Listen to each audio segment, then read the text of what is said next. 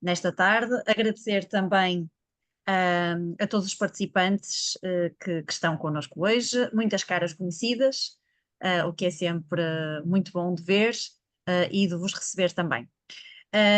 Eu passaria, antes de apresentar o professor Carlos Marcos da Silva, passaria a palavra ao Luís Lopes, para dar então as boas-vindas a todos. É isso mesmo. Muito bem-vindos a mais um webinar aqui no nosso Centro Temático da Geodiversidade. E agradecer antes de mais ao professor Carlos Marcos da Silva por ter acedido a colaborar em mais uma iniciativa, para além de outras em que ele também já tem um papel ativo e muito importante. Não se esqueçam, o nosso APG 365, ele também tem lá uma contribuição. Portanto, não se esqueçam de lá ir, verificar, explorar e contribuir, que também faz parte. Hoje não tem sido um dia muito cheio aqui para a APG. Começamos logo de manhãzinha cedo e vamos continuar pela noite dentro. Já se está a notar na voz. Eu, agradecendo ao Carlos, passava a palavra à Mónica para fazer a respectiva apresentação. Ok, muito obrigado. Obrigada, Luís. Então, Carlos Marcos da Silva é paleontólogo, formado pela Universidade Estatal de Moscovo e doutorado pela Universidade de Lisboa, onde é professor associado e coordenador das disciplinas de Paleontologia e de Geodiversidade e Geoconservação. Investiga a paleobiogeografia dos moluscos miopliocénicos atlanto-mediterrânicos, é autor de mais de 150 artigos científicos e de divulgação publicados em revistas nacionais e internacionais. É coautor de cerca de centena e meia de novas espécies de gastrópodes miocénicos, pliocénicos e atuais. Divulgador apaixonado da paleontologia e da geodiversidade, focando aspectos que extravasam a geologia, procurando estabelecer pontes entre as ciências naturais e as sociais. E eu já confessei aqui ao Carlos que há muitos anos eu seguia, não era bem uma stalker, não é? Mas era uma aficionada pela página de paleontologia que ele tinha e que eu descobri nas minhas deambulações de pesquisa na internet de geologia. Portanto, depois mais tarde a pessoa faz, digamos, a respectiva conexão entre o nome e a cara. E portanto é também um prazer para mim tê-lo aqui hoje como nosso orador. E portanto, sem mais delongas, o palco é teu. Uh, Mónica, muito obrigado. Desde já gostaria de agradecer à APG o convite para estar aqui hoje convosco e agradecer a presença de tantas e sorridentes e felizes caras, muitas delas já conhecidas de há muito, outras novas presenças. Para todos, abraços e beijinhos. É um gosto ver-vos aqui. Muito obrigado pelo vosso interesse. Pegando no que a Mónica referiu daquela famosa página, que foi começada ali por volta de 97, 98, até para dar apoio às aulas de paleontologia, e a página não estava em chinês mandarim, estava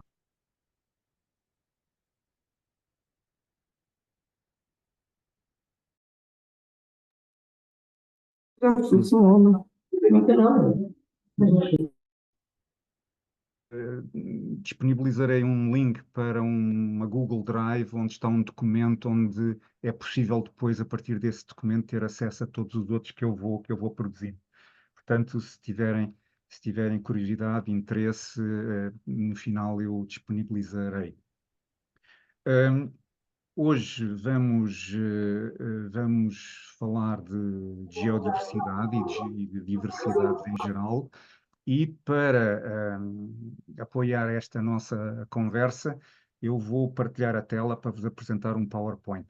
Já agora, este fundo que eu tenho aqui era o fundo que usava nas aulas online durante a pandemia, em 20, 21, 22. Não sei se ainda se recordam, houve uma coisa que nos obrigou a ficar em casa durante muito tempo. E, sinceramente, eu já tenho um bocadinho de saudades daquela paz e sossego às vezes. Mas não é sempre, é só às vezes, é só às vezes. E vou então partilhar aqui a tela. Aqui estamos. Estão vendo? Está tudo ok? Sim.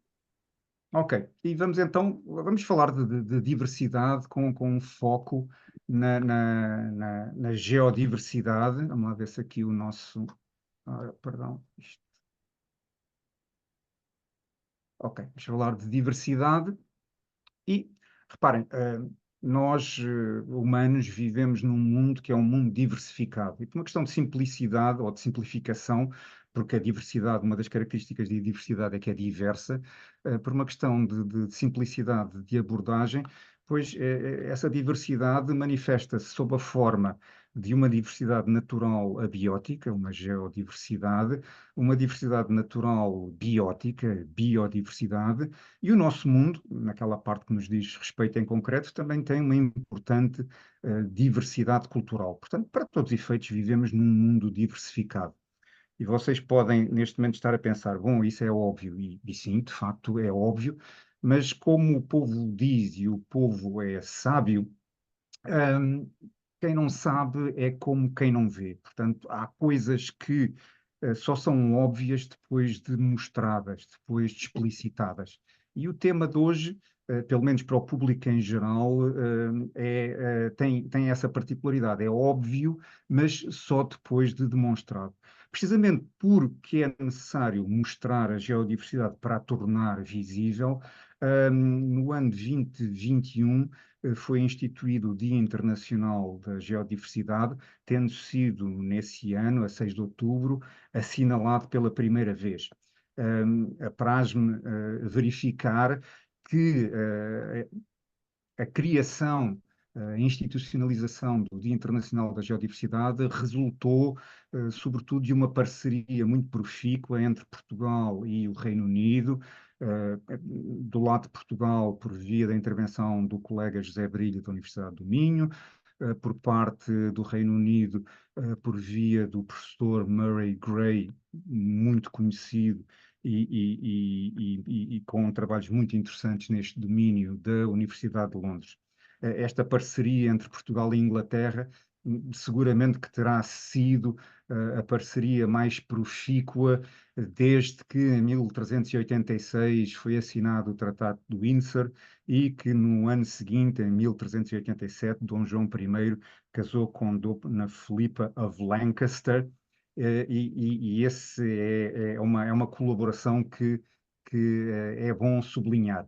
É claro que a biodiversidade, o Dia Internacional da Biodiversidade, já era assinalado desde 1990, portanto 31 anos antes, mas nós que somos geólogos e que estamos habituados a lidar com a imensidão do tempo geológico, do tempo profundo, e não somos rancorosos, pois sabemos que 31 anos não é nada, e o importante mesmo é que 4,6 giga-anos envolvidos desde a formação do planeta Terra, finalmente temos instituído um Dia Internacional da Biodiversidade, um Dia Internacional da Geodiversidade e um Dia da Terra. Portanto, todos aqueles dias que são importantes aqui para este contexto já estão realmente formalizados. E qual é que era a lógica, ou pelo menos uma das lógicas de base da instituição deste Dia Internacional da Geodiversidade? Era precisamente dar visibilidade à geodiversidade, porque, apesar da multitude de serviços prestados pela geodiversidade a nós, humanos, a maioria das pessoas não está a par de quão dependente a nossa sociedade é. Eu diria mesmo mais, a maior parte do público, isto não é uma crítica, é uma constatação do facto, a maior parte do público não está sequer, digamos, desperto para a ideia de que existe algo a que nós damos o nome de geodiversidade. E o certo é que a geodiversidade está um pouco por todo o lado. Por exemplo, façamos aqui assim um pequenino teste, vamos chamar-lhe um GeoCAPTCHA, para distinguir entre aqueles de nós que têm sensibilidade para a geodiversidade e robôs internéticos. Mas já agora, CAPTCHA, que todos vocês conhecem, significa Completely Automated Public Turing Test to Tell Computers and Humans Apart.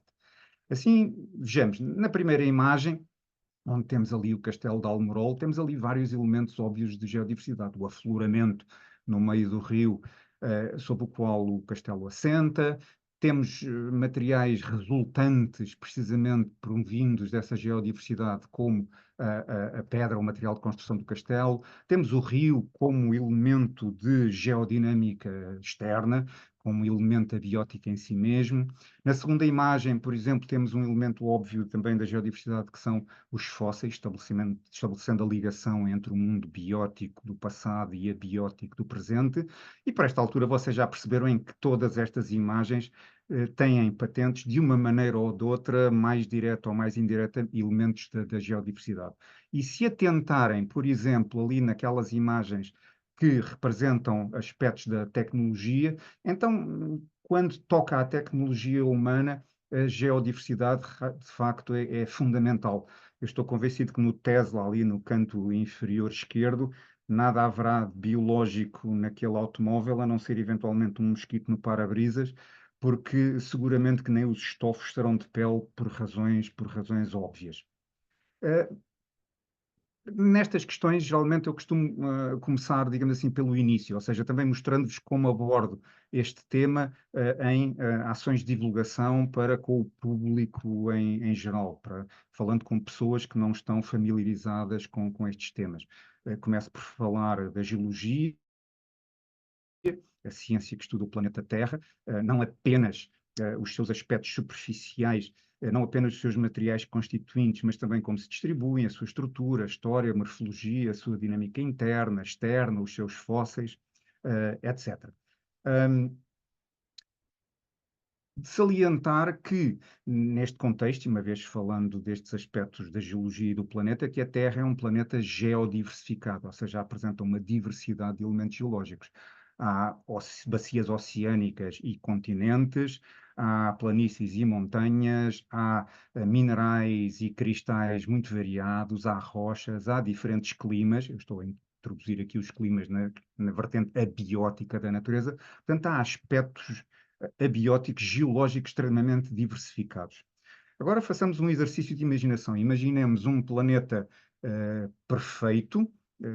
Geralmente associamos à perfeição a esfera, portanto vamos aqui a usar a esfera como exemplo. Imaginem um planeta perfeitamente esférico e uniforme, constituído por um único mineral que se manifesta num único cristal, um único tipo de rochas. A superfície é perfeitamente homogénea, não há relevos, o clima é o mesmo em todo o lado e perante um planeta com estas características, um planeta perfeito, pergunto, seria possível num planeta assim gerar a biodiversidade que conhecemos?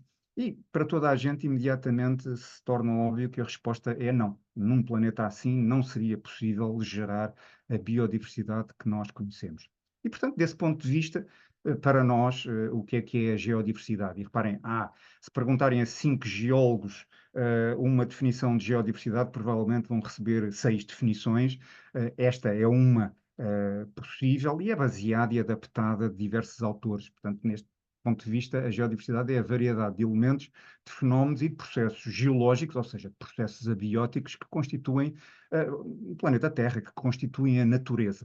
Aqui em destaque os fósseis, porque sendo eu paleontólogo e porque estes fósseis também representam um elemento muito importante em todo este contexto, que é a ligação entre a vertente biótica e abiótica do mundo em que vivemos. E isto leva-nos para uma outra questão, que é a da diversidade em geral. A diversidade é um valor fundamental.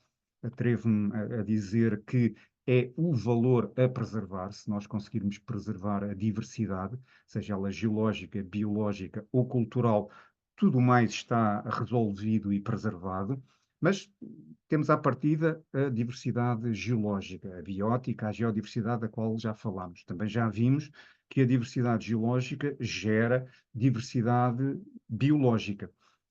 Mas calma, isto não é uma perspectiva chauvinista da ciência. Eu não vou demonstrar-vos aqui que a geologia é a maior das ciências, independentemente de poder ser, pronto, é o tamanho do planeta, não é? Que é a maior e a mais importante das ciências. Essa não é a abordagem, até porque se olharmos para o mundo que nos rodeia, também percebemos facilmente que a diversidade biológica, interagindo com os aspectos geológicos, também vão dar origem à diversidade geológica. Os organismos alteram e transformam as rochas, os organismos, juntamente com materiais abióticos, dão origem aos solos, e da acumulação de restos esqueléticos de organismos surgem rochas sedimentares biogénicas e os próprios fósseis. Portanto, essa interação é bionífica, claro, como todas as interações. E depois há os elementos culturais. Nós, humanos, somos um elemento importante neste planeta, quer do ponto de vista positivo, quer do ponto de vista negativo, consoante as perspectivas, mas a diversidade cultural também vai beber muito, para além de aspectos intrinsecamente culturais, ao contexto abiótico, geológico, físico, em que determinada cultura se desenvolve, e o contexto biológico. Por sua vez, nós humanos também temos, e ultimamente esse tema é um tema bastante focado, também temos uma intervenção muito importante ao nível da natureza e ao nível da diversidade geológica e biológica. Há alguns exemplos desta interação e desta interdependência. Seria muito complicado, por exemplo, desenvolver a cultura inuit, que conhecemos do norte do continente americano e do norte do continente asiático, de zonas da Sibéria, por exemplo. Seria muito difícil desenvolver esta particular cultura humana num contexto completamente diferente, num contexto geológico, num contexto físico completamente diferente, como, por exemplo, no meio do deserto arábico. Não faria sentido. Portanto, esta ligação da cultura ao local onde ela se desenvolve. Olhamos para nós, portugueses.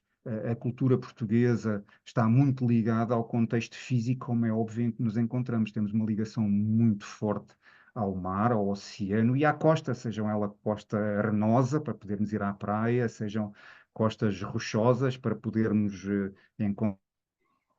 encontrar percebes, e também do ponto de vista cultural, temos uma ligação muito forte à biodiversidade. Nós somos uma cultura de comedores de sardinhas e de bebedores de vinho, e estes elementos biológicos também estão muito relacionados com o contexto físico em que nos encontramos. Inclusive, de um ponto de vista estritamente cultural, histórico, reparem, seria muito complicado para Vasco da Gama encontrar o caminho marítimo para a Índia se ele tivesse nascido no seio do povo Dogon, no meio da Sibéria. Lembrem-se dos padrões, dos famosos padrões dos descobrimentos portugueses que eram esculpidos em pedra, liós da região de Lisboa, por exemplo, uma ligação muito forte da cultura à diversidade geológica. Agora imaginem desenvolver a cultura portuguesa no meio do continente australiano, não é? Não faria muito sentido. Os portugueses não são muito bons a manejar bumerangues, ainda que aquilo que, como todos nós sabemos, aquilo que vai e acaba por vir e afetar-nos, e também não estou a ver muito bem como é que encaixaríamos os cangurus nas festividades dos Santos Populares, ainda que, como somos muito criativos, seguramente arranjaríamos uma maneira.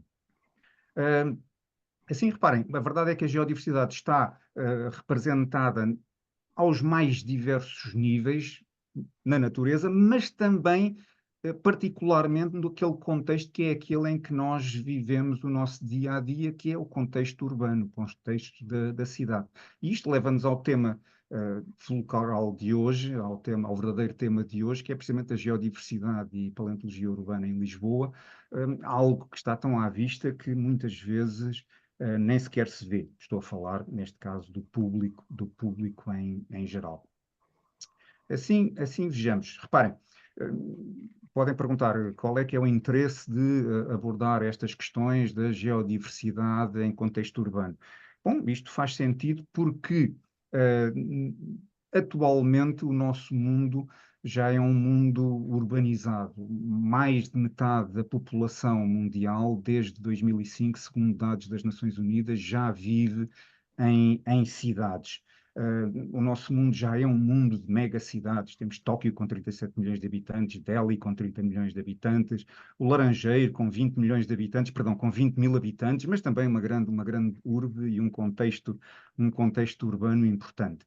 E as nossas cidades, sobretudo aqui no nosso contexto nacional, são construídas já veremos outros aspectos, mas são construídas de materiais geológicos. Portanto, há muita geodiversidade que é trazida para este contexto, para este habitat natural da maioria da população do mundo, e, portanto, faz todo o sentido abordar estes temas em contexto urbano, nomeadamente em questões de divulgação da ciência, divulgação da geodiversidade, de utilização no ensino destes aspectos da geodiversidade e de ligação dos aspectos da biodiversidade do passado e da geodiversidade do presente, por exemplo, por via dos fósseis. Portanto, são temas que realmente fazem sentido, até por via deste nosso caráter urbano atual. Assim, reparem, por exemplo, chegamos finalmente a Lisboa. Em Lisboa, olhando para esta imagem, tirando um ou outro pombo que possa andar por ali a esvoaçar e aquelas árvores que ali vemos, praticamente tudo o resto que vemos são manifestações de elementos da geodiversidade. Desde logo os materiais de construção, representados, por exemplo, pelo liós da região de Lisboa, mas também o barro das telhas, o vidro, as argamassas, etc. Todos esses materiais são materiais de origem geológica. Os metais que nós utilizamos no nosso dia a dia são materiais que nós vamos buscar aos recursos geológicos, portanto, são manifestações da geodiversidade em contexto urbano. Aspectos como a imagem da cidade, neste caso materializados aqui pela calçada portuguesa e pelos seus padrões, são construídos por materiais geológicos, mesmo coisas tão prosaicas como os plásticos dos caixotes do lixo e dos toldos são derivados do petróleo, que por sua vez são elementos geológicos. O combustível das viaturas, quer o combustível fóssil, quer outros tipos de combustível, têm sempre envolvidos elementos geológicos. E por último, enfim, voltaremos a este tema mais daqui a pouco, mas a morfologia da cidade, as colinas da cidade, são também uma manifestação da geodiversidade local. Ou seja, a geodiversidade molda a cidade. Reparem, estou a usar aqui como exemplo Lisboa, que é uma cidade que conheço bem e, portanto, da qual já tenho experiência, mas esta mesma abordagem poderia ser feita para qualquer cidade, para qualquer localidade em Portugal ou em qualquer outro local do nosso planeta. A geodiversidade, para além de moldar a cidade, é também geradora de identidade local. Já exploraremos estes aspectos um pouco mais tarde. Cidades há muitas, tenho aqui várias imagens de cidades e vocês imediatamente as reconhecem, nomeadamente por aspectos da geodiversidade local, mas neste contexto, então, o que é que torna Lisboa Lisboa? Vejamos, enfim, abordemos o tema desta perspectiva. Bom, se recordarem de um slide que vos mostrei há pouco, o mundo em que vivemos resulta da interação entre diversas diversidades, geológica, a biológica, a cultural. Portanto, uma das coisas que torna Lisboa Lisboa, claro, é a cultura local que é gerada pelos humanos neste contexto, nesta comunidade humana que constitui Lisboa, não é? O fado, por exemplo, uma manifestação da cultura local, aspectos da gastronomia que são típicos de Lisboa, assim como as tripas são típicos de outros locais ou os rojões de outros, portanto, esses aspectos também são aspectos culturais que definem as cidades, mas depois há também aqueles aspectos da biodiversidade, aqui também associados a contextos culturais, não é? Temos as sardinhas da nossa costa, que são um elemento fundamental nas celebrações dos Santos Populares e são claramente um aspecto da biodiversidade envolvida neste caráter de Lisboa e nas suas manifestações culturais, e os próprios manjericos. Reparem, temos aqui assim um elemento da biodiversidade que, por sua vez, também está intimamente associado à imagem que temos de Lisboa. Eu sempre que vejo manjericos assim no vaso, ocorre sempre aquela rábula do Pátio das Cantigas em que Vasco Santana, que tinha sorripiado um manjerico e o oferece à sua amada e que diz que aquele manjerico, num notável exercício de integração dos diversos elementos da natureza, muito à frente do tempo, que diz que aquele manjerico é uma materialização dos três reinos da natureza. O reino vegetal, o manjerico propriamente dito, o reino mineral, o vaso e o outro, o animal a quem ele sorripiou o manjerico. Portanto, aqui temos um exemplo notável de integração de todos estes elementos. Lembrem-se, Lisboa é conhecida como a cidade das sete colinas, e as colinas de Lisboa, a topografia de Lisboa, é condicionada pelo substrato geológico e, portanto, até esse aspecto de Lisboa, a cidade das sete colinas, é um elemento com uma componente geológica importante. Já agora, porque sete colinas e não seis, cinco, oito ou quatro? Basta saber quantas colinas é que Lisboa tem. É que Roma, a cidade eterna, tinha sete colinas, ou pelo menos dizia-se que tinha sete colinas, e depois todas as cidades tentam copiar essa cidade eterna, e todas as cidades querem ter sete colinas, mesmo aquelas que são, enfim, chatas como panquecas, mas conseguem encontrar lá sete colinas como é fundamental a uma cidade como deve ser. Lisboa também é conhecida como Lisboa, mãe de marinheiros, e mais uma vez este epíteto de Lisboa só faz sentido pelo contexto geográfico, físico da cidade de Lisboa, com a sua ligação ao oceano, que por sua vez também está condicionada pela história geológica da região na qual Lisboa acabou por ser implantada. Uh, Vejamos agora, mais em concreto, como é que a geodiversidade caracteriza a cidade, não é? Desde logo, por via de aspectos da identidade local, por via da ligação das comunidades humanas ao território. Tentem aqui no Brasão de Lisboa, têm ali, para além de elementos culturais, que apelam a aspectos religiosos, como os corvos que acompanharam os restos mortais de São Vicente trazidos para Lisboa, mas tem ali representado o oceano, naquele padrão ondulado, verde e prata, tem ali representado o oceano. Olhem, por exemplo, neste caso, em frente a Lisboa, à cidade de Almada, que no brasão de Almada, e reparem, os brasões são símbolos identitários por excelência. Portanto, nestes símbolos identitários, nós vemos muitas vezes representados elementos do território. Portanto, há essa ligação das comunidades locais ao território onde vivem. Por exemplo, ali no brasão da cidade de Almada, tem representado o rio, com o ondulado em azul e prata, rio, verde e prata, o mar, o oceano, e tem, portanto, ali o rio representado, tem outro elemento da geodiversidade local, a arriba, e em cima da arriba o elemento cultural que é o castelo, representando a povoação da Almada ali, alcandorada no topo daquela arriba.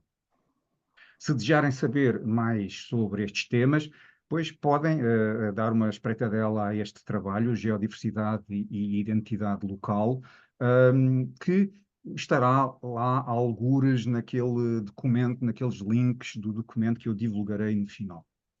Outro aspecto que marca a cidade do ponto de vista da geodiversidade é a imagem da cidade. Portanto, nós humanos somos animais visuais, usamos, quando navegamos no território, marcos visuais muito importantes, que muitas vezes são apercebidos de maneira intuitiva, e um desses aspectos é o da calçada portuguesa. Nós quase que intuitivamente identificamos os locais, por exemplo, pelo padrão da calçada que encontramos debaixo dos nossos pés, mesmo que às vezes achemos que não prestamos atenção. A calçada portuguesa é uma manifestação tipicamente portuguesa, precisamente por isso é que se chama calçada portuguesa. Nasceu, enfim, com esta forma em Lisboa, tendo sido o Rossio o primeiro local em que, em meados do século XIX, foi usada em locais públicos de maneira extensiva, e nomeadamente com este padrão que aqui vem, que é denominado Mar Largo, em homenagem aos Lusíadas. Vocês vão encontrar este padrão pelo mundo fora, desde o Brasil a Macau, passando por todos os locais de influência cultural portuguesa e até em Espanha, e este padrão é um padrão tipicamente português e nasceu precisamente aqui no Rossio. A calçada portuguesa é de tal maneira importante para a cidade que, inclusivamente, já apresenta manifestações que não são utilitárias, mas sim artísticas. Tem aqui, assim, uma homenagem a outro elemento importante da cidade, ao fado, à cantora Amália Rodrigues. Homenagem essa que é da autoria do artista urbano Vils. Ele concebeu o projeto mas o projeto, a calçada foi executada pelos artesãos da Câmara Municipal de Lisboa, pelos mestres calceteiros da Câmara Municipal de Lisboa.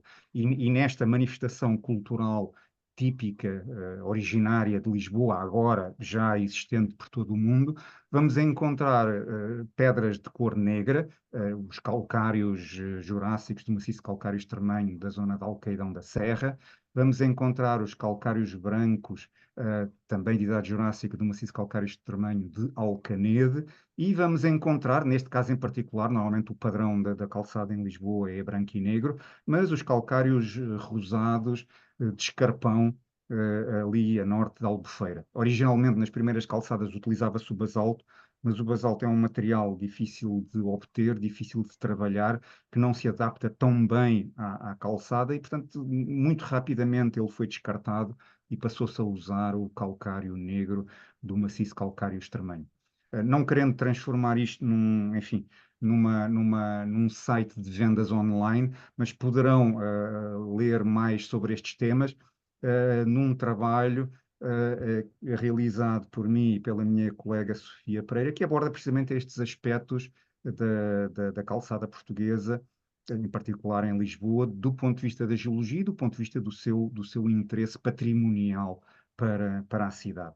Outro aspecto da cidade que é marcado pela geodiversidade é o urbanismo. E esse urbanismo é marcado, entre muitas outras manifestações que vocês já por esta altura conseguem imaginar, claro, mas o terremoto de Lisboa de 1755 marcou a cidade, quer do ponto de vista físico, quer do ponto de vista psicológico.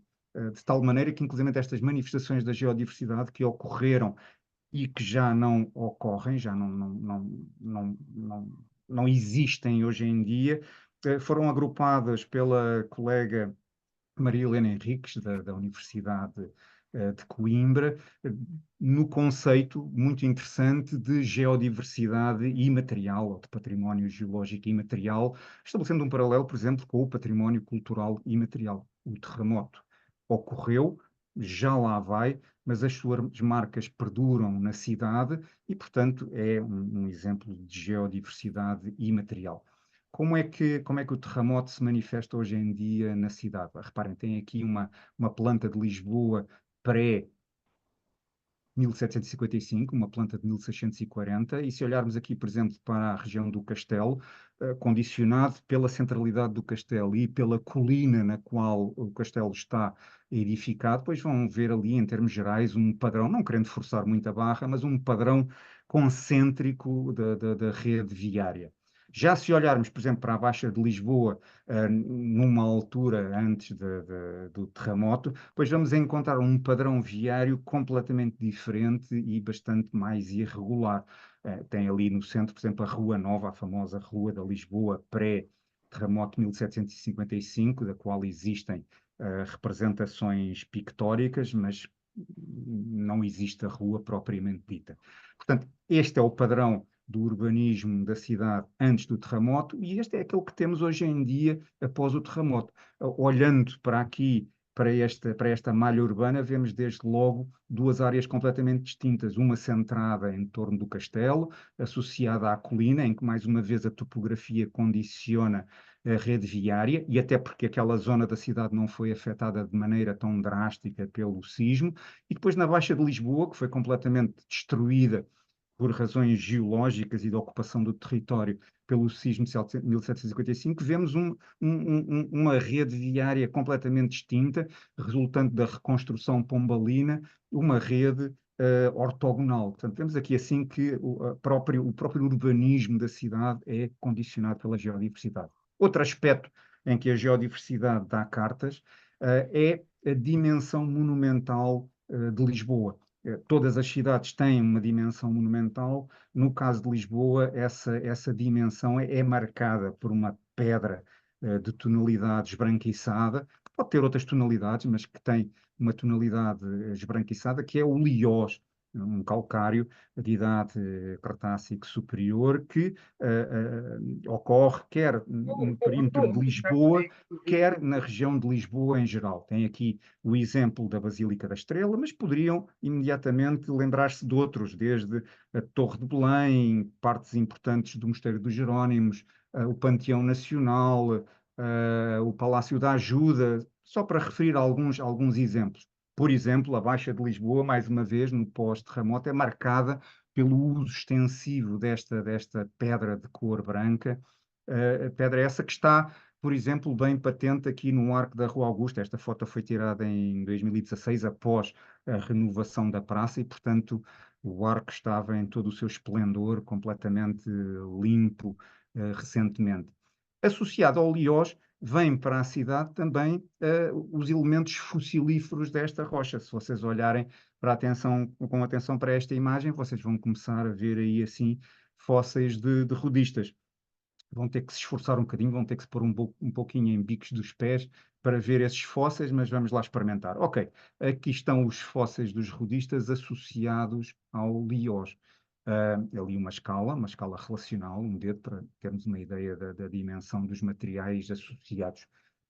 Este Liós, o Liós, de resto, é um termo da indústria da rocha ornamental, não é um termo geológico. Portanto, o Liós é um termo que é usado de uma maneira relativamente ampla e informal, e, portanto, engloba rochas que, ocorrendo na região de Lisboa, podem ter aspectos bastante diferentes. Este será o Liós mais típico, mais liós, passo o pleonasmo, com este tom bege, mas há outros lioses com tons mais azulados, mais acinzentados, inclusivamente este liós mais avermelhado, que hoje em dia já não é muito comum. Um aspecto comum a todos estes liós é que são bastante fossilíferos, apresentando muitos fósseis de rodistas, um grupo de bivalves hoje extinto, no final do Cretácico. E esta pedra liosa, esta rocha ornamental, é tão importante em Lisboa que, inclusive, depois há manifestações nas artes decorativas, nomeadamente painéis de azulejos, que imitam o padrão do Liós, porque o Liós era um material bastante dispendioso, ainda hoje é dispendioso, e os azulejos, sendo um material mais acessível, podiam ser usados, mediante o recurso à pintura de fingimento, para imitar esse padrão do Liós. Isto são das tais coisas, quando não se consegue adquirir alguma coisa, pois imita-se. É aqui assim um exemplo de utilização destas pinturas de fingimento em Lisboa. E esta também é uma manifestação tipicamente lisboeta. O único local fora de Lisboa, propriamente dito, onde eu conheço azulejos com este aspecto é na Azambuja, que também é aqui na zona de Lisboa. Tem aqui este magnífico exemplo destes azulejos de rodistas, como eu lhes chamei, na Rua da Rosa, no Bairro Alto. Tem este outro exemplo no Poço do Borratém, em Martim Muniz. Há em Lisboa, que eu conheça, uma dúzia, uma vintena destes exemplos. Infelizmente, alguns deles já desapareceram nos últimos 20 anos, portanto, desde que eu comecei a dar atenção a estes aspectos. Reparem, ali estão representados os fósseis de rodistas, com aquele aspecto assim, com aquelas rodelas que vocês ali veem, e, portanto, neste caso, o que nós temos é a imitação do padrão dos fósseis de rodistas nesta pedra Liós. Estes fósseis em particular são vistos aqui em corte, claro. Tridimensionalmente eles terão mais ou menos este aspecto. Reparem, este fóssil que eu aqui tenho, esta imagem que eu encontrei, não são exatamente os mesmos rodistas que estão ali, mas a forma geral é a mesma, ou seja, eram bivalves que, portanto, por serem bivalves, tinham duas valvas, uma delas bastante espessa, cônica, e uma outra mais aplanada no topo, que não está ali representada, e em corte transversal, estes fósseis apresentam-se no Liós com aquele aspecto.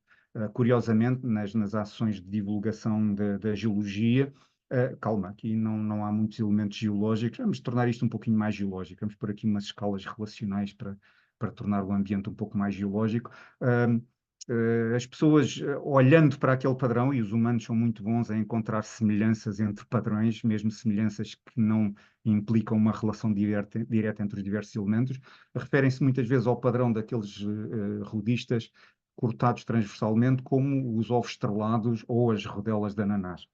De facto, as parecenças são óbvias, é uma boa maneira de nos referirmos àqueles fósseis, a estes em corte transversal. Estes são os rodistas radiolitídeos, um grupo de rodistas que, do ponto de vista ecológico, portanto, agora não é uma questão de taxonomia ou de classificação, mas da ecologia, uma vez que estes bivalves viviam em águas tropicais, portanto, da zona tropical do Jurássico Superior e do Cretácico, na qual a Península Ibérica na altura se inseria, em contexto de plataforma carbonatada, ou seja, em ambientes marinhos de muito pequena profundidade, próximos da costa, onde eram depositados sedimentos carbonatados, quer grosseiros, quer sob a forma de vasas carbonatadas, e estes rodistas radiolitídeos são incluídos dentro desta categoria ecológica que são os rodistas elevadores, ou seja, aqueles rodistas que viveriam semi-enterrados naquele substrato vasoso, carbonatado, lamas carbonatadas, e que cresciam para cima, precisamente para não, enfim, adaptando-se ao contexto de sedimentação naquelas plataformas. Um outro grupo de rodistas muito bem representado nos lioses da região de Lisboa, e são os dois grupos que estão representados pelo menos em 99,99% dos casos que conheço, nos lioses da região de Lisboa, eram os caprinolídeos. Estes caprinolídeos tinham, lá está, uma postura ecológica distinta. Ocorreriam deitadas, as conchas estariam deitadas à superfície do substrato, não estariam semi-enterradas, na maior parte dos casos, de acordo com os colegas que estudam estes fósseis, portanto seriam rodistas reclinados, podendo alguns deles, contudo, de vez em quando também adotar uma postura de rodistas elevadores. Enfim, a natureza é cheia de nuances. Os fósseis dos rodistas caprinolídeos, precisamente porque têm aquela forma espiralada de uma das valvas, aquela valva espiralada e depois uma outra valva cônica, os cortes das valvas espiraladas são muito variados. Por exemplo, aquele exemplo que tem ali, que o dedo aponta, corresponde a um corte tangencial da valva espiralada, com aquela orientação que está ali mostrada. Já aqueles aspectos mais espiralados que vocês podem encontrar por aí correspondem a cortes longitudinais da valva espiralada, ou seja, tendo a orientação do corte, sendo a orientação do corte paralela à superfície do solaio. E depois tem aqueles outros cortes ali assim, com aquela forma reniforme, ou seja, em forma de rim, que correspondem a cortes oblíquos também da valva espiralada. São mais fáceis de identificar estes vários cortes. Mais uma vez, se quiserem ler mais sobre estes temas, nomeadamente como é que ocorrem, onde é que viviam, etc., tem este trabalho também, mais uma vez, da dupla Silva e Pereira, que foi publicado na revista de Ciência Elementar e que está disponível naquele link, está disponível online no site da excelente revista de Ciência Elementar, e também no link que eu vos vou disponibilizar. Mas reparem, nas rochas do Cretácico da região de Lisboa não ocorrem apenas fósseis de rodistas. Aqui nesta rocha que é conhecida como o amarelo de Negrais, portanto, Negrais não deve a sua fama apenas ao excelente leitão de Negrais, mas também é uma rocha ornamental particular conhecida como amarelo de Negrais, que são rochas contemporâneas, são praticamente como os liós, há até colegas que lhe chamam também liós de Negrais, mas que, devido ao contexto geológico, têm um aspecto diferente, aqui um aspecto mais ocre, e que, devido ao facto de se terem formado em contextos ambientais ligeiramente diferentes no passado, por vezes também têm um conteúdo fossilífero um pouco distinto. Ali naquele caso, aquele fóssil que vocês ali veem, com aquele aspecto ali assim convoluto, com aquelas formas ali assim bastante intrincadas, depois o que vocês têm ali assim são fósseis de moluscos gastrópodes. Atenção, esta imagem não é de Lisboa, é de Setúbal, é da fachada da Fonte Nova de Setúbal, mas pronto, era a melhor imagem que eu tinha de um fóssil destes gastrópodes. São gastrópodes do grupo das narineias. Nós muitas vezes utilizamos o termo narineia assim como um chapéu de chuva, como um nome mais amplo, mais informal, para os diversos géneros de gastrópodes com esta característica, ou seja, com aquelas pregas no interior das válvulas, que vocês ali veem assinaladas, a cavidade do interior da concha assinalada ali mais escuro. E estes fósseis destes gastrópodes têm a particularidade de terem recebido o nome de, originalmente, Nerineia olysiponensis, hoje são incluídos dentro do género Neoptyxis, portanto, Neoptyxis olysiponensis, foram nomeados desta maneira por um naturalista inglês, também comerciante, que viveu há alguns tempos em Lisboa, Daniel Sharp, que em 1849, numa publicação, formalizou este nome e nomeou estes fósseis em honra de Lisboa, mais uma vez, são as Neoptyxis olysiponensis.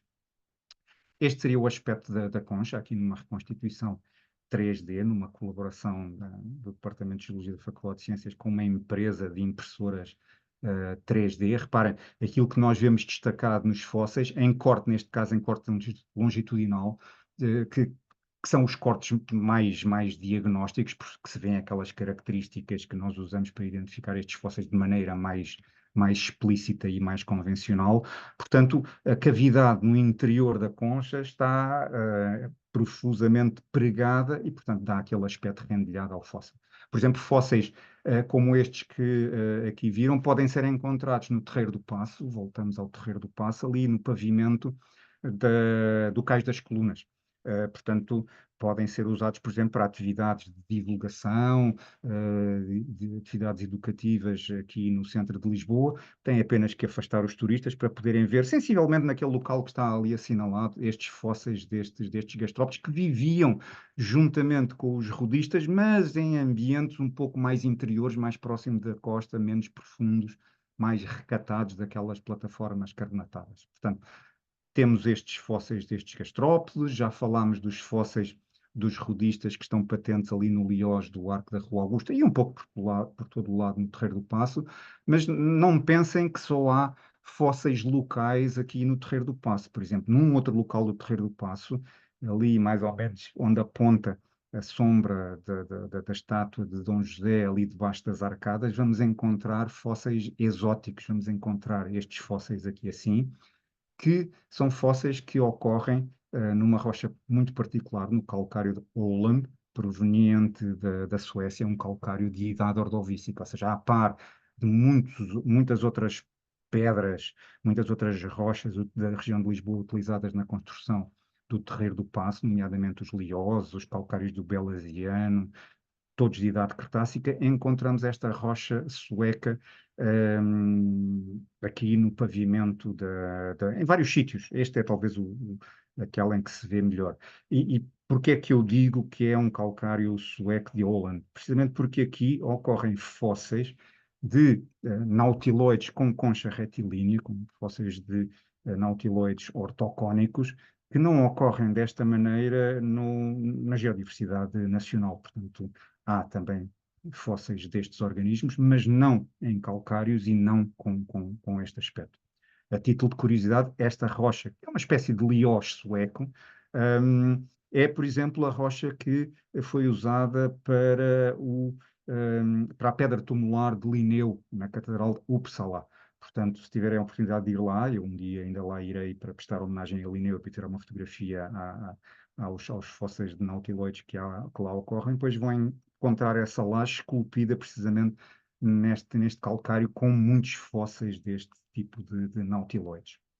Vejamos então, vejamos então o que é que nós temos aqui que nos permite identificar este fóssil como um fóssil de um nautiloide. Tem aqui embaixo uma imagem que eu uso nas nossas aulas de paleontologia, em que tem, desde logo, ali assim assinalado o fragmocone da concha, ou seja, aquela parte da concha que está dividida por septos ou por tabiques em câmaras. Portanto, toda aquela zona, desde ali, da zona mais antiga da concha até a uma zona mais moderna, onde está agora o dedo, portanto, será o fragmocone dividido por septos ou tabiques em câmaras, que vocês também veem ali no fóssil. O corte não é perfeitamente longitudinal, portanto, na parte mais antiga da concha, se repararem, não está manifestado um aspecto da morfologia que está manifestado próximo do local onde tenho o dedo, que é o sifão, ou seja, aqueles elementos carbonatados da concha que alojavam o sifúnculo. Por outro lado, na parte mais proximal da concha, aquela mais próxima da cabeça do animal, a parte mais jovem da concha, representada ali, que não se nota tão bem porque não apresenta septos, mas temos representado ali o habitáculo, portanto, a última câmara da concha, aquela que era ocupada pela maior parte do corpo visceral do molusco. Estamos a aproximar-nos do final. Há muitos mais fósseis que ocorrem em Lisboa, por exemplo, associados ao vermelho da pedra furada, se a memória não me atraiçoa. Temos fósseis de crinoides, neste caso aqui tem um elemento, um pedaço do talo de um crinoide, de um equinodendro, de um lírio do mar, portanto, em que vocês veem os diversos artículos constituintes do talo ali assim empilhados, são aquelas que veem as fronteiras entre eles ali como aqueles traços esbranquiçados horizontais. Podem-se também encontrar fósseis dos rostros de belemnites, portanto, daquele elemento mais resistente do esqueleto interno de moluscos cefalópodes que teriam basicamente este aspecto. Portanto, neste caso aqui, assim também um grupo hoje em dia extinto. Portanto, o rostro ocuparia no interior da belemnite aquela zona que está ali assinalada. E podem-se encontrar, inclusivamente, fósseis de cefalópodes nautiloides mais recentes, não é? Neste caso aqui assim com uma concha nautilicónica, portanto com uma espiral como a do Nautilus atual. Esta imagem, mais uma vez, é de Setúbal, do pavimento em frente ao portal da Igreja de Jesus, sim, do Convento de Jesus, mas em Lisboa também se encontram fósseis similares destas conchas de nautiloides, de náutilos cretácicos, nomeadamente no pavimento da estação do metro do Rato e noutros locais da cidade. Noutros locais da cidade.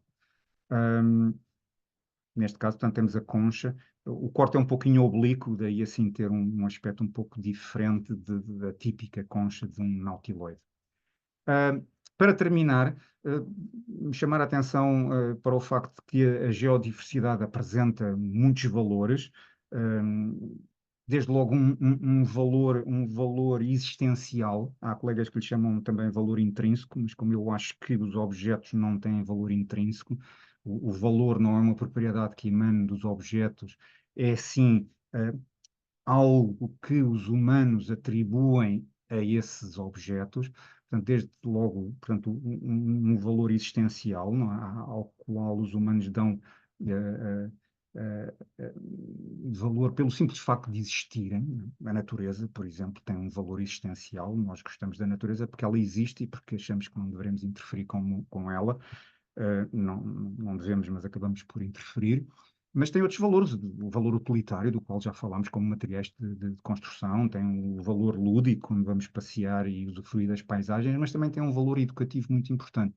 E neste caso, a geodiversidade que está patente na cidade pode ser usada com sucesso e das maneiras mais variadas no ensino, quer no ensino da biologia, quer no ensino da geologia, quer integrando a abordagem biológica e geológica com abordagens da história, das artes decorativas, etc. Portanto, neste caso aqui, assim, tem também este trabalho daquela dupla que vocês já conhecem, Silva e Pereira, sobre a geodiversidade urbana como recurso educativo, que foca o Terreiro do Paço como exemplo, porque é um local que toda a gente conhece, mas que pode ser adaptado a qualquer outro local do país. E tem ainda este outro mais antigo, que também foca um pouquinho o uso, enfim, das tecnologias nestas questões. E termino. Muito obrigado, espero não me ter, enfim, alongado demasiado, acho que me alonguei mais 10 minutos do que aquilo que era suposto. Para aqueles que desejarem, que tiverem uma oportunidade, podem aqui digitalizar este QR Code que vos leva àquele Google Drive, onde está o documento, depois com os links para os diversos outros Google Drives disponibilizados. Outra maneira de chegar a essa informação, vou passar agora a seguir, é, por exemplo, espreitarem na minha página Facebook, passa a publicidade, mas onde eu a fixei ontem, para maior facilidade, fixei ontem precisamente este mesmo link. Portanto, se forem ao Facebook e procurarem Carlos Marques da Silva, num dos muitos Carlos Marques da Silva que seguramente por lá encontrarão um que está relacionado com fósseis. E assim termino. Muitíssimo obrigado pela vossa paciência durante Ora, muito obrigado. Como é que eu saio agora daqui? Ora, calma, tenho aqui uma coisa à frente. Vou interromper a partilha do ecrã e cá estamos novamente. Muito obrigado pela vossa atenção e pela vossa paciência. Obrigada, Carlos. Eu acho que esta pequena hora passou muito rápido, porque Pronto, efetivamente eu foi. alarguei-me um bocadinho mais, porque a dada altura é um entusiasmo, mas pronto, não. Algumas pessoas que estão a ver a Carmo a rir-se e ela, pronto, já tem esta experiência de uma situação em que eu me alarguei muito mais, e que eu me prometi 10 minutos e fiquei uma hora a falar, 20 minutos e fiquei uma hora a falar. Mas muito Sem obrigado. problema, sem problema. Foi realmente uma hora muito, muito bem passada e ficaríamos aqui mais tempo a Assim é ouvir-te. uma maravilha. Uhum. É muito mais prático. Eu abria então agora a possibilidade de algumas questões. Agradecia que pusessem a mão no ar, se calhar mais fácil para poder organizar aqui as questões. Uhum, Ou então, se sim. quiserem escrever no chat, também poderá ser. Sim, Teresa Passos. Está sem som? Sim, boa tarde e Boa obrigada tarde. por esta partilha de conteúdos, de gostos também.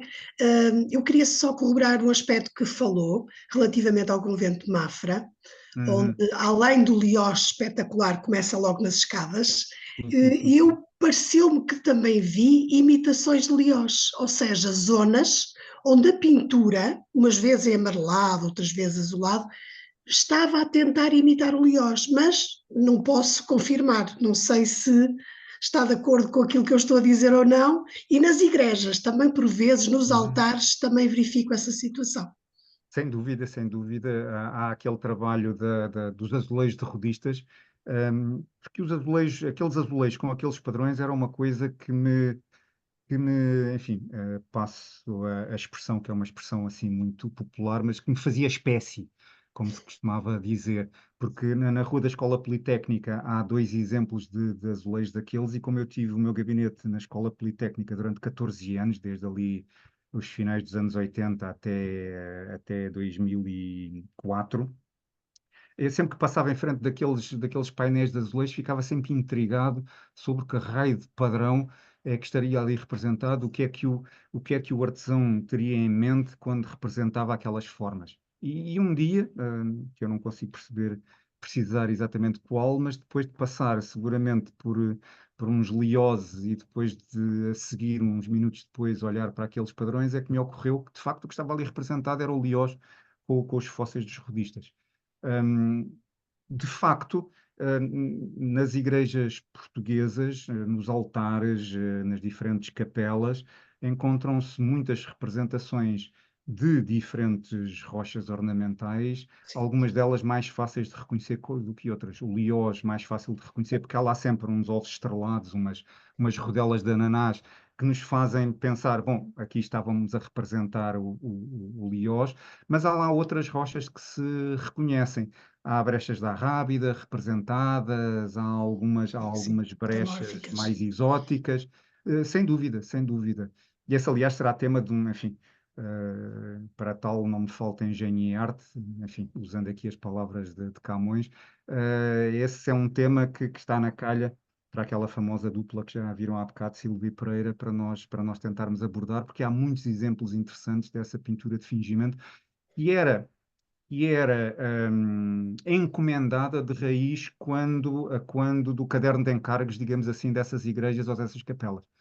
Portanto, nesses próprios documentos se especificava que se hum, pretendia uma capela com este e com aquele aspecto, com fingidos de pedra, que era o termo que se utilizava na altura. Portanto, sim, há lá seguramente pintura de fingimento. E eu estou a reportar-me agora mais em concreto, a igrejas no Norte, que eu estou em Sim, Vila sim, sim. Real, e igrejas no Norte em que representam, pintam esse desenho, digamos assim, não é? Não é muito curioso o facto que refere, porque e isso atesta a importância do Liós como rocha de aparato, como rocha, como já escreveu uma outra colega nossa, Zenaide Silva, da Universidade Nova de Lisboa, já reformada, em que ela fala do Liós como pedra real.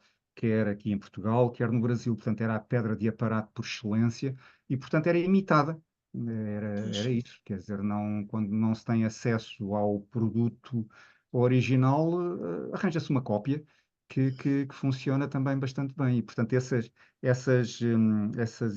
pinturas mimetizando o Liosa encontram-se no norte, por vezes pintados sobre granito, por exemplo, que era o material mais disponível na zona. Pois. Sim, sim. Ou sobre madeira, pronto. Sim, sim, sim, sim. Ok, obrigada. De nada, obrigado. Mais alguma questão? Ora, diz a Paula Pereira que na praia fluvial de Oeiras encontram-se imensas amostras de rochas, penso terem vindo de escombreiras de pedreiras com brechas muito interessantes. Pedro Matias levantou a mão, sim, força. Nesses materiais que se encontram muitas vezes nas praias ou nas zonas portuárias, muitas vezes também resultam, não sei se será o caso ali assim, resultam da descarga de balastro. Ou seja, os navios no passado, para poderem navegar, não podiam navegar vazios, tinham que ter lastro para serem estáveis, para poderem navegar de maneira estável e, portanto, quando não tinham uma carga de retorno, eram por vezes carregados com rochas, com calhaus, com pedra local, que chegando ao destino era descarregada e largada ali no porto, no cais, para acolher a carga. Por exemplo, no caso daquela pedra sueca, é muito possível que a pedra importada, quando os navios chegavam a Portugal e descarregavam a pedra, por exemplo, como carga de regresso para encher os porões, muitas vezes o que levavam era sal, quer da região de Lisboa, das Salinas do Tejo, quer do Sado, das Salinas do Sado. O sal da região de Lisboa e o sal da região do Sado era muito famoso e era muito divulgado. Por exemplo, no século XVIII, o sal português da zona do Tejo e do Sado chegava à Rússia. Há registros de transações com a Rússia em que um dos elementos de troca era precisamente o sal desta região. Por acaso eu recordo que a tese da professora Zenaida é mesmo essa, não é? De Exatamente. lastro de navio a pedra Sim, património sim, na sim, sim. Bahia, não é? A Exatamente. colega Zenaide deu particular atenção para esse aspecto e também ao Liós, e ela tem trabalhos muito interessantes também Sim. sobre o uso do Liós, nomeadamente, sendo ela brasileira, nomeadamente no Brasil, ou seja, onde o Liós também está muito bem É. representado. E recordo que o Liosa, a par de mais 4 pedras portuguesas, é uma das Heritage Stone, conhecida Exatamente, pela Unesco. exatamente, Portanto, que exatamente. as outras já agora é o granito do Porto, que foi reconhecido recentemente, assim como O a pedra de Granito do Porto é Ançã, novidade para mim, ora, a pedra de parabéns ao Ançã, Granito do Porto, sim. a pedra de Ançã, a Besta da Rábia, o Mar dos Tremores e obviamente o Liosa. Tenho aqui algo que se calhar vale a pena partilhar. Conseguem ver? Há uns rodistas, sim, sim, sim, fósseis de rodistas, aliás, sim, sim, excelente, muito bonitos. Caso quiseres, Sofia, quem quiser, a Via Longa, a Uhum. urbanização que está lá agora, portanto, a matriz é uma argila praticamente, então conseguimos tirá-los. Sim, sim, nas pedreiras de Via Longa Não é na pedreira, isto não é na pedreira, repara, isto é numa urbanização, estão Sim, lá, sim. portanto, e é imediatamente debaixo do complexo vulcânico, e Uhum, aqui tens uhum. outro, ok? Portanto, são perfeitos, não é? Ou seja, para quem só está habituado a ver-os em secção, aqui tem um Sim, sim, exemplo sim. deste lado, não é? Conseguem ver o exemplo, mas depois aqui Um temos corte, exato. inclusivamente com a válvula Com a superior válvula aplanada, sim, tu vês as pregas ainda, da válvula superior, excelente. não é? Um exemplar muito bonito. É um exemplar de museu, não é? Sim, sim, sim, sim. Exatamente, ok.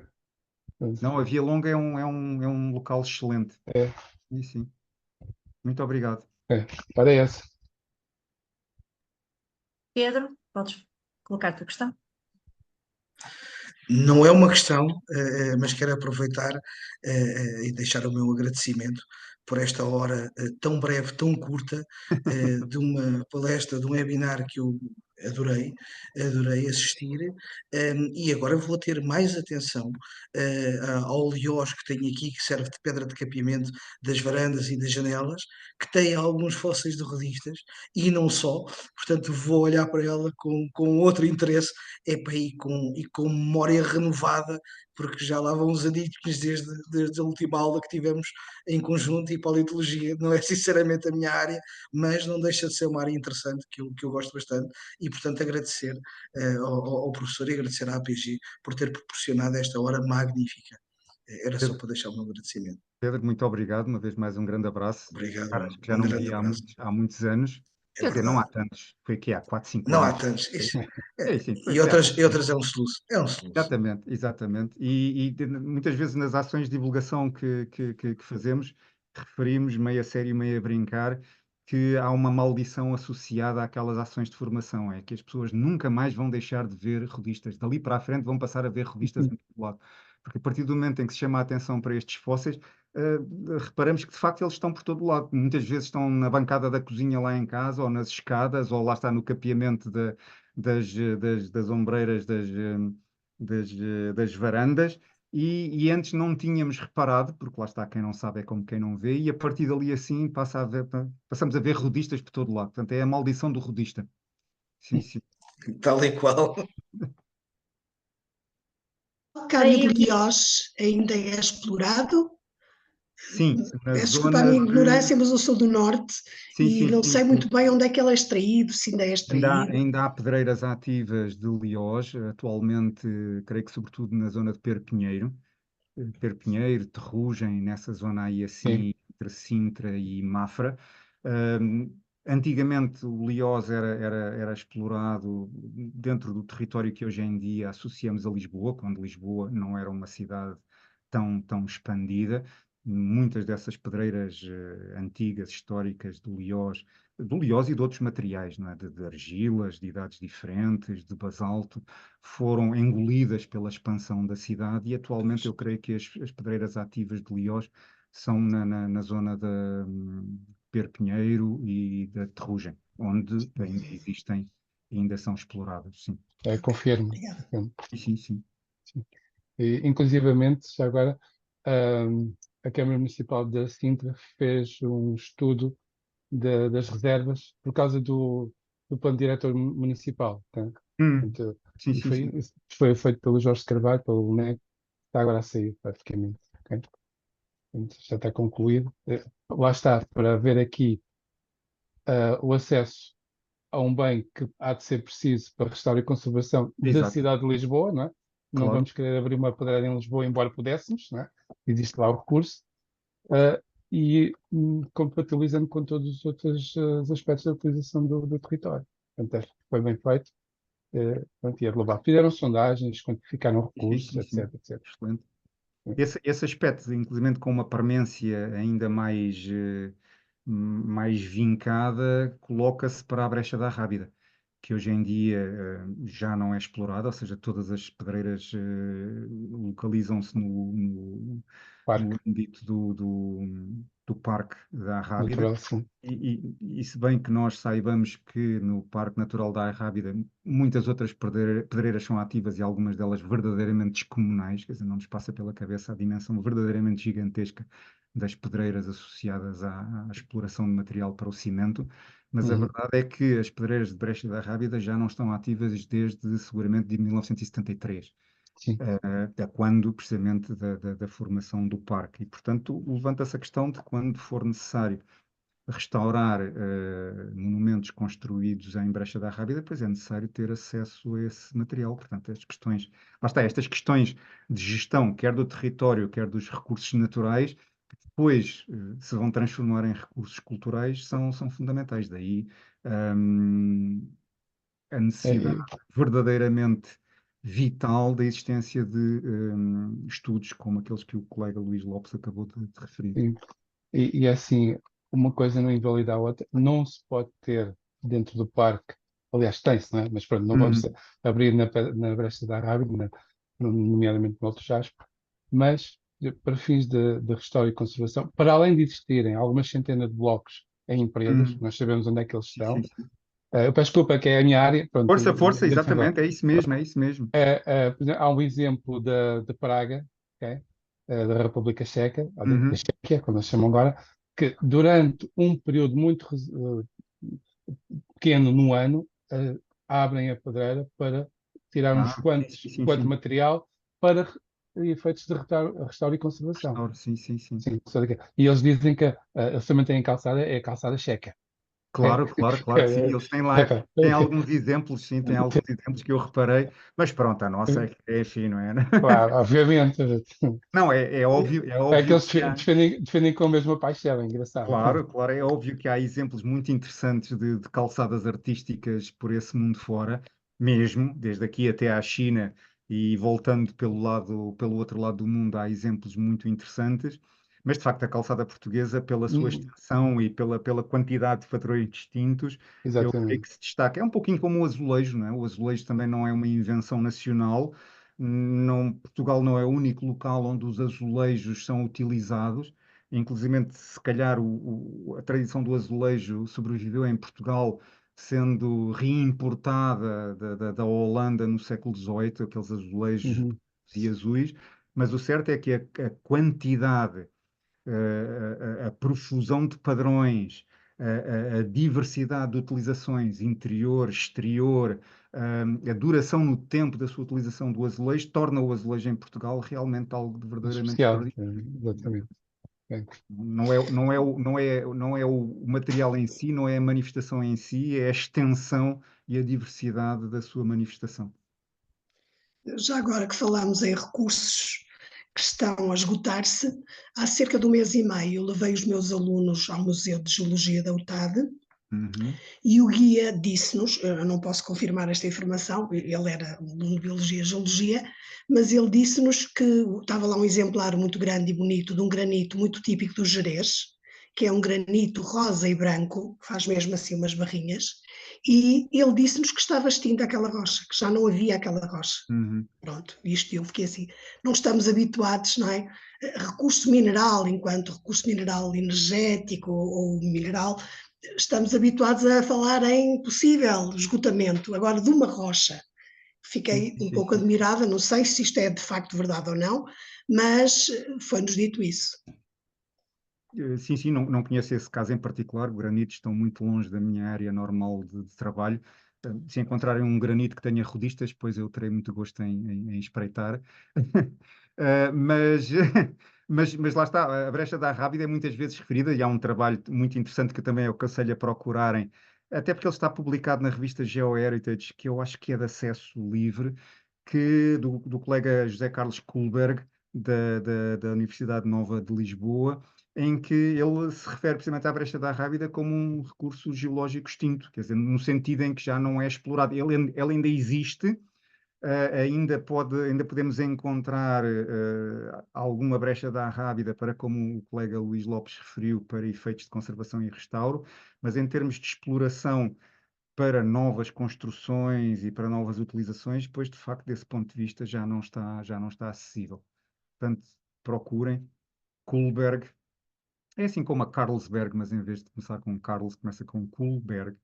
E vão encontrar esse trabalho muito interessante, que está associado precisamente à classificação da brecha da Rábida como rocha património. Muito bem, tempo para apenas mais uma questãozinha.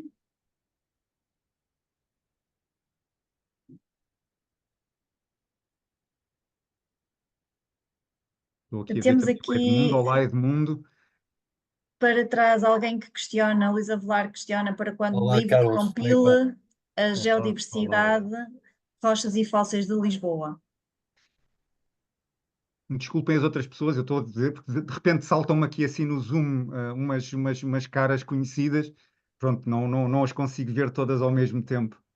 E já fizemos alguns percursos de geodiversidade urbana em Zambuja, É não verdade, é? e foi precisamente numa dessas idas à Zambuja, enquanto andava por lá de um lado para o outro, ou antes ou depois, que encontrei aqueles outros azulejos com representações de Lioz muito, muito bonitos naquela casa na Baixa da Zambuja. Sim, sim. O nautiloide na escadaria da escola. É verdade, é verdade, é Aquilo verdade.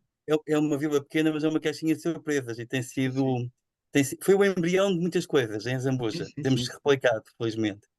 Graças ao trabalho do Carlos também e com base nos artigos do Carlos também. Muito obrigado. Obrigado. Como se costuma dizer, meio a brincar, não é? Neste caso, em relação aos fósseis, eles andem aí. não é? Portanto, Exato.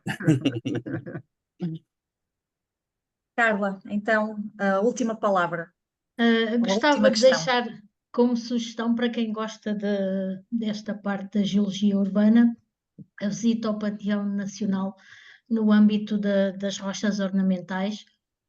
É um espaço muito interessante, desde o amarelo de Mãe Martins ao negro de Cascais. oleose e outras. Há uma grande variedade, encontram-se também os rodistas, e é um edifício onde habitualmente as pessoas não vão visitar na perspectiva da geologia, mas é muito interessante e encontra-se lajes muito giras. Carla, muito Recomendo. obrigado por teres referido esse aspecto, porque de facto é uma coisa que nós podemos salientar. Lisboa é uma cidade abençoada, digamos assim, já que estamos a falar em Panteão Nacional e em contexto também religioso, porque no território de Lisboa ocorrem muitas e variadas rochas ornamentais que foram utilizadas precisamente na construção de Lisboa. E a nós pode-nos parecer normal, costumeiro, este tipo de acesso a recursos geológicos para a construção da urbe, mas a verdade é que por esse mundo fora, olhem, pensem no caso da Holanda, em que uma pessoa tem que, enfim, tem que soar as estupinhas para encontrar um afloramento, não é? Para encontrar um afloramento rochoso digno desse nome. Não é? Ou no caso da Finlândia, onde há muitos afloramentos rochosos, mas praticamente não há fósseis anteriores ao Quaternário, porque todo o substrato enfim, é granitoide ou similar. Desse ponto de vista, Lisboa é uma cidade verdadeiramente bafejada pela sorte, porque tem acesso a recursos geológicos e a rochas ornamentais muito variadas e com aspectos muito diversificados, e isso reverteu a favor da monumentalidade de Lisboa. Ok, muito obrigada. Eu acho que terminaríamos por aqui, já passamos algum tempo da hora, embora obviamente ficaríamos aqui a conversar mais tempo. Em todo o caso, agradecia então ao Carlos por esta brilhante palestra, também aos participantes por terem estado aqui conosco hoje. Nós voltamos-nos a ver agora em setembro. Portanto, iremos de férias e voltaremos no dia 11 de setembro com o João Carlos Nunes, que nos vai apresentar a palestra Geodiversidade, Geoturismo e Desenvolvimento Sustentável, um triângulo virtuoso. Portanto, da minha parte, mais uma vez agradecer a todos. Luís, últimas palavras? Pronto, eu tenho estado aqui ocupada por uns papers referentes à comunicação do colega Carlos Marques da Silva, nomeadamente aquele artigo que ele referiu do José Carlos e do António Prego. Depois coloquei também mais um do Mármore e mais outro da professora Zenaide, ok? Pronto, Luís, muito obrigado, porque esses trabalhos não estão naquelas Google Drives que eu referi, portanto, muito obrigado por disponibilizar estes trabalhos, porque eles são extremamente interessantes e eu aconselho a sua leitura. É um complemento, ok? Sim, sem Pronto. dúvida, é isso mesmo. É diversidade. Ainda mais. Abordagens, é isso. Estamos aqui a advogar a diversidade, exatamente. Eu concluiria dizendo, aliás, que em Lisboa as coisas vão mudando. Nós agora andamos por lá e é difícil ouvir português, mas ouvimos as rochas a falarem o território português, né? Que é impressionante. Eu fiz uma viagem na Avenida da Liberdade, um percursinho até ao Terreiro do Paço, e só ouvia inglês, francês, alemão, chinês até, e português muito pouco, não é? Portanto, Lisboa está desprovida de portugueses, mas as rochas são nossas. As rochas Yes. são nossas. Carlos, muito obrigado. Até uma próxima. Obrigadíssimo. Ok. Boa tarde, obrigado a todos e obrigado à ATV. Obrigado a todos pela vossa presença também. Até breve. Obrigada. Muito Obrigado. obrigada. Até breve, muito obrigado. Boa tarde a todos. Obrigada. Obrigada, boa tarde. Boa tarde. Obrigado.